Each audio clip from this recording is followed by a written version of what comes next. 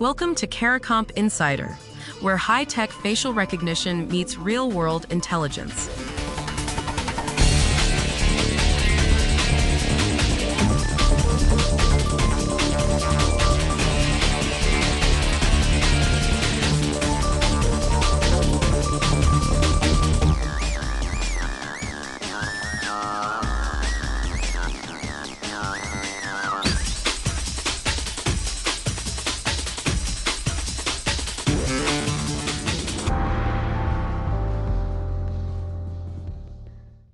Try on a pair of glasses online, the kind where you point your camera at your face and watch the frames appear? A federal court just ruled that a company doing exactly that can be sued for scanning your face without permission. And the reason why comes down to 4 words a judge wrote: better appearing glasses are not medical treatment. Now, why should that matter to you? Because millions of us assume that anything touching health, vision, glasses, a doctor's office, comes with automatic privacy protection. If you've ever used a virtual try-on tool or shopped for frames online, this ruling is about your face and who's allowed to keep a map of it. The company argued it was basically a healthcare business, so the strictest biometric privacy law in the country shouldn't apply. The court disagreed, and the logic behind that no is worth understanding. So how does a law decide when your face is protected and when it isn't? Let's start with the law itself. Illinois has something called BIP, the Biometric Information Privacy Act. In plain terms, it says a company can't scan your face, your fingerprint, or your iris without telling you first and getting your written okay. But the law has an exception carved out for healthcare.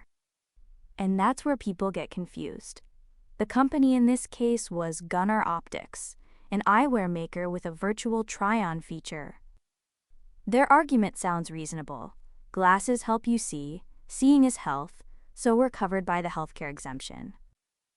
It's an easy assumption to make, because we all lump eyewear in with vision care. But Judge Frank Easterbrook drew a sharp line. The virtual try-on wasn't treating anyone's eyes. It was helping people see how they'd look in the frames. That's aesthetic, about appearance, not medical. As he put it, better appearing glasses aren't medical treatment.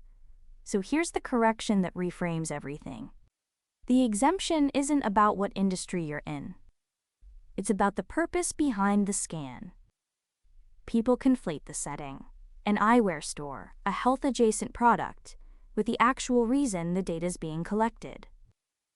The court looked past the setting and asked one question: what is this face scan actually being used for? Think of it like airport security. Walking into the terminal doesn't get you waved through the checkpoint. You still have to be an actual traveler following the rules. Wandering in to browse the shops doesn't count. Same with the healthcare exemption. Being near healthcare isn't enough. And there's a second requirement with real teeth. The court said to qualify, the company must actually comply with HIP, the Federal Health Privacy Law, with strict rules on handling your data. You don't get the exemption just by being health adjacent. You have to meet the tough standard that comes with it. For a regular shopper, that means a company can't hide behind a vague health label to avoid asking your permission. And this isn't just an Illinois problem anymore. As of 2026, roughly 20 states have privacy laws touching biometric data, with Indiana, Kentucky, and Rhode Island among the newest.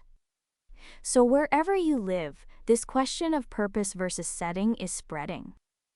The insight that ties it together is this: your face scan rights don't depend on what kind of store you're in. They depend on why they're scanning you. A judge won't accept "we sell glasses" as a shield. He'll ask what the camera was actually doing. So let me leave you with the simple version. There's a strong law that says companies must ask before scanning your face. Health businesses can skip it, but only if they're truly doing medical work and follow strict health privacy rules. A store letting you see how glasses look doesn't get that pass. Whether you're a lawyer reading the fine print or just someone trying on frames from your couch, the takeaway's the same. Your face is protected by what it's used for, not where you happen to be standing. The full story's in the description if you want the deep dive.